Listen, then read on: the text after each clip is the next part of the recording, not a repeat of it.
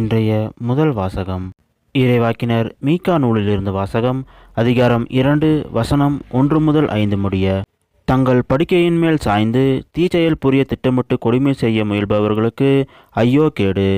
பொழுது புலர்ந்தவுடன் தங்கள் கை வலிமையால் அவர்கள் அதை செய்து முடிக்கிறார்கள். வயல்வெளிகளின் மீது ஆசை கொண்டு அவற்றை பறித்து கொள்கின்றார்கள். வீடுகள் மேல் இச்சை கொண்டு அவற்றை கைப்பற்றி கொள்கின்றார்கள். ஆண்களை ஒடுக்கி அவர்கள் வீட்டையும் உரிமை சொத்தையும் பறிமுதல் செய்கின்றார்கள். ஆதலால் ஆண்டவர் கூறுவது இதுவே: இந்த இனத்தாருக்கு எதிராக தீமை செய்ய திட்டமிடுகிறேன். அதனின்று உங்கள் தலையை விடுவிக்க உங்களால் இயலாது. நீங்கள் ஆணவம் கொண்டு நடக்க மாட்டீர்கள், ஏனெனில் காலம் தீயதாயிருக்கும். அந்நாளில் மக்கள் உங்களை பற்றி இரங்கல் பாயற்றி, அந்தோ நாங்கள் அழிந்து ஒளிந்தோமே, ஆண்டவருடைய மக்களின் உரிமை சொத்து கைமாறிவிட்டதே, நம்முடைய நிலங்களை பிடுங்கி கொள்ளைக்காரர்களுக்கு பகிர்ந்தளித்தாரே என்று ஒப்பாரி வைத்து புலம்புவார்கள்.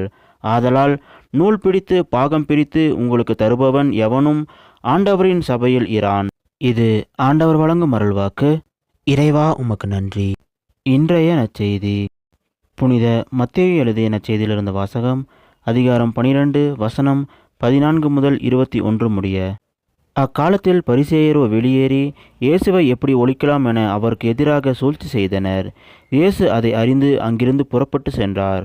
பலர் அவருக்கு பின் சென்றனர். அவர்கள் எல்லாரையும் அவர் குணமாக்கினார். தம்மை குறித்து வெளிப்படையாக பேச வேண்டாம் என அவர்களிடம் அவர் கண்டிப்பாக சொன்னார்.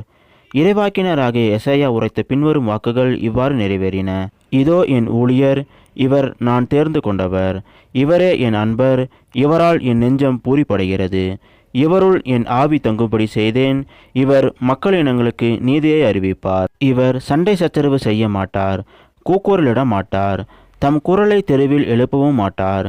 நீதியை வெற்றி பெற செய்யும் வரை நெறிந்த நாளலை முறியார், புகையும் திரியை அணையார்.